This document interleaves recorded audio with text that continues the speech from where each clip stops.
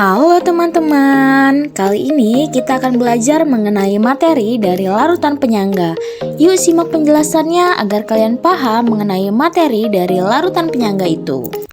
Nah, di sini dapat kita lihat terdapat larutan penyangga asam yang terdiri dari CH3COOH atau asam asetat yang berwarna merah sebagai asam lemah, dan CH3COO- yang berwarna hijau sebagai basa konjugasinya, di mana molekul dari masing-masing zat tersebut bergerak secara bebas. Lalu, bagaimana jika larutan penyangga asam kita tambahkan dengan sedikit basa? Nah, di sini konsentrasi asam asetat dan CH3COO- sama. Kemudian kita tambahkan dengan sedikit basa.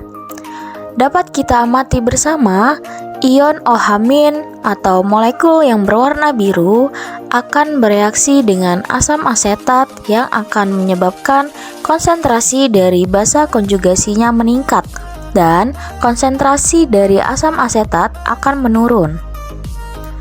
Selanjutnya, kita lihat bagaimana pengaruh penambahan sedikit asam terhadap konsentrasi larutan penyangga asam. Dapat kita lihat bersama, ion H+ dari asam yang ditambahkan akan bereaksi dengan basa konjugasi yang menyebabkan konsentrasi dari asam asetat akan meningkat dan basa konjugasinya akan menurun.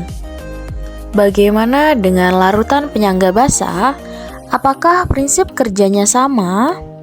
Ya, prinsip kerja dari larutan penyangga asam dan larutan penyangga basa sama. Di sini dapat kita lihat terdapat larutan penyangga basa yang terdiri dari NH3, molekul yang berwarna hitam sebagai basa lemah, dan NH4+, molekul yang berwarna kuning sebagai asam konjugasinya. Molekul dari masing-masing zat tersebut bergerak secara bebas. Lalu, bagaimana jika larutan penyangga basa kita tambahkan dengan sedikit basa? Nah, di sini konsentrasi dari NH3 dan NH4+ sama. Kemudian, kita tambahkan dengan sedikit basa. Nah, dapat kita amati bersama, ion OH- akan bereaksi dengan NH4+ yang akan menyebabkan konsentrasi dari NH3 meningkat dan konsentrasi NH4 akan menurun. Selanjutnya, kita lihat bagaimana pengaruh penambahan sedikit asam terhadap konsentrasi larutan penyangga basa.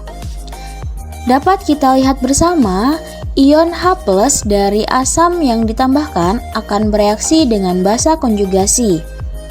Hal ini akan menyebabkan konsentrasi dari NH4+ meningkat dan konsentrasi dari basa konjugasinya akan menurun.